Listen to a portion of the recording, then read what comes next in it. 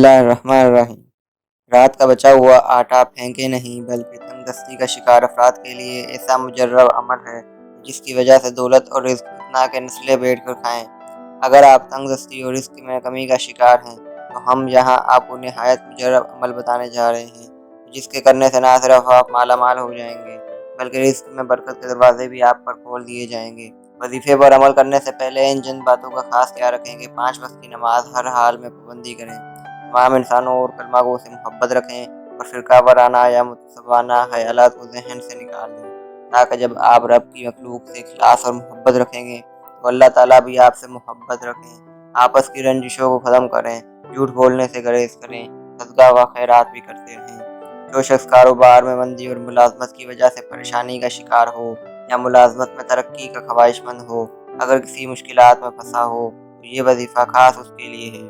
ایسے شخص کو چاہیے کہ وہ آٹے کی 100 گولیاں جو انگور کے دانے کے برابر ہوں بنا لے اور انہیں دھوپ میں سکھا لے یا بغیر سکھائے ہر جمعرات کے دن عشاء کی نماز پڑھنے کے بعد انہیں آٹے کی ہر ایک گولی پر ایک مرتبہ آیت کریمہ لا الہ الا انت سبحانک انی کنت من الظالمین پڑھے۔ اس طرح 100 مرتبہ آیت کریمہ پڑھنے کی تعداد ہو جائے گی۔